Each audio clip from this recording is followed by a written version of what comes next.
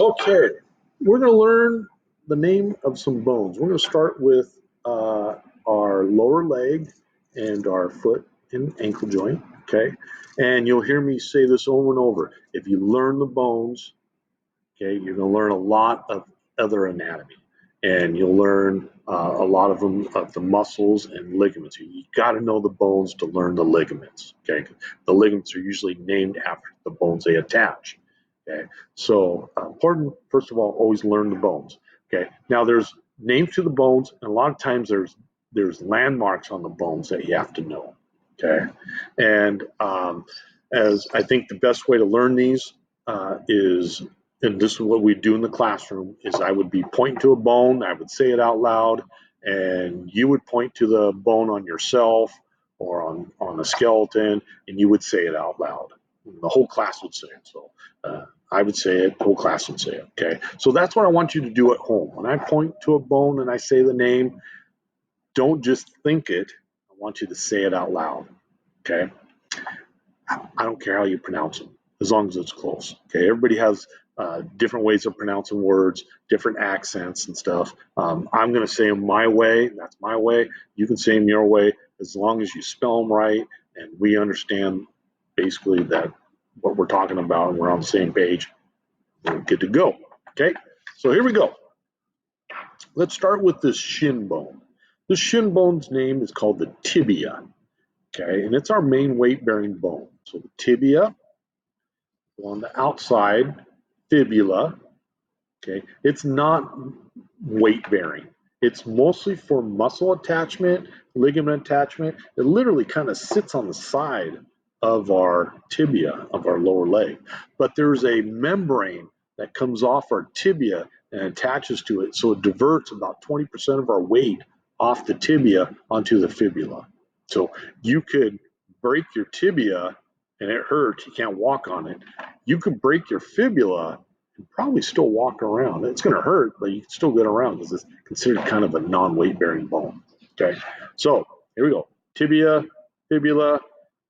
As we go down the side of the tibia, we're going to come what's called to the medial malleolus.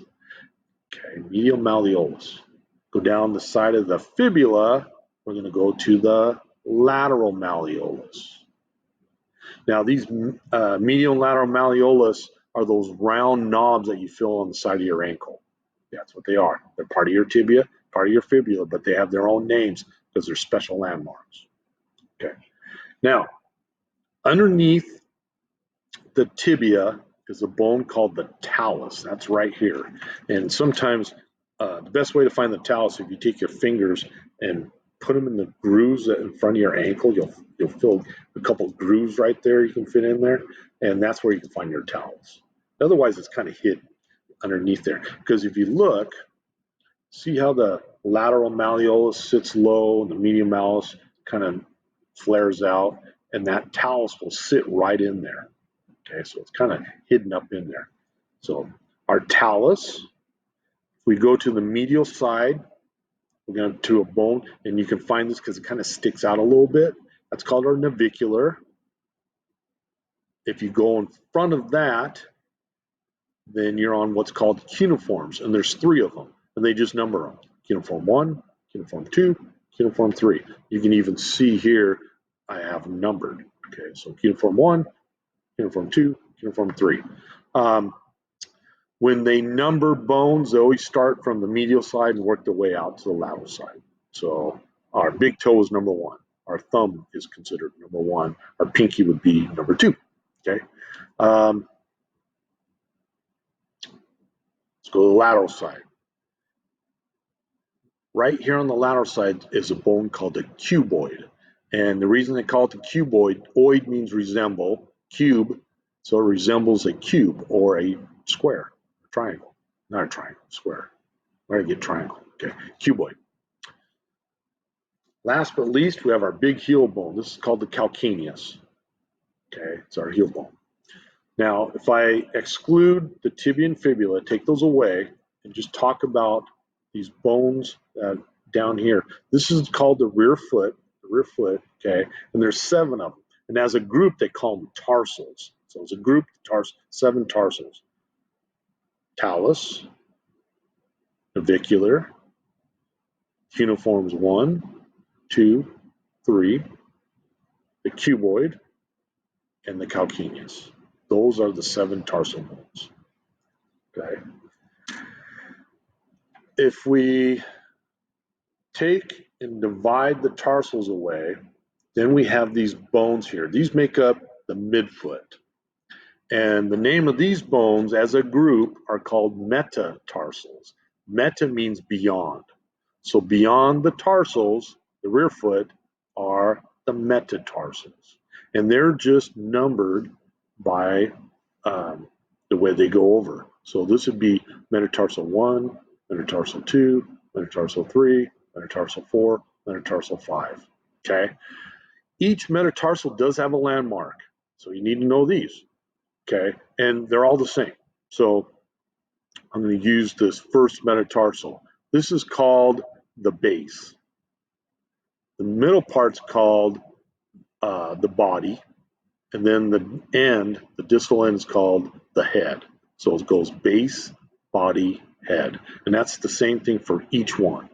Okay, so let's go to this third metatarsal right there. That'd be the base, body, head.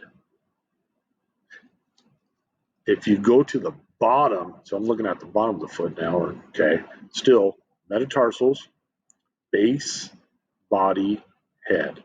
These heads of the metatarsals are what, when people say the ball of your foot, that's what they're talking about. These are the ball of the foot.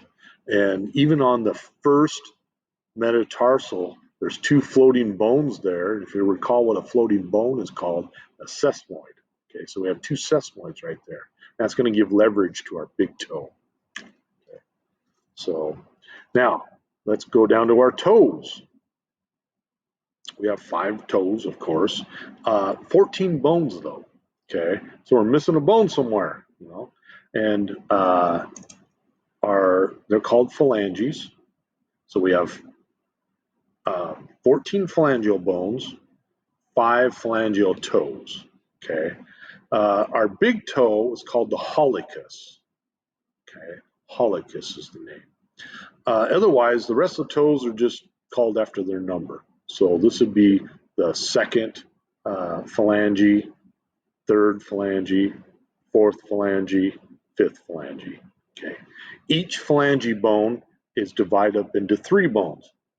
Okay. So take the second phalange. So this would be the proximal bone.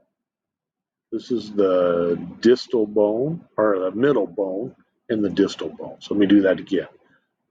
Proximal, middle, because it's in the middle, M-I-D-D-L-E, and then distal. Okay, and every one of our toes is that way. Proximal, middle, distal. Proximal, middle, distal. Proximal, middle, distal. Proximal, middle, distal. Even that little toe, and there's 3 bones there. And you look at it, some people are looking at their little toes.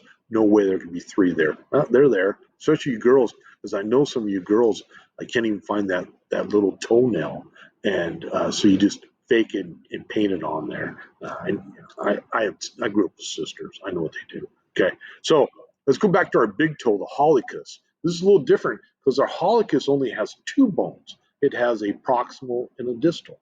Same with our thumb. Okay, so we have 3 bones in our fingers, in our phalanges, right here, but then our thumb only has 2 bones. Okay, let's go through it one more time.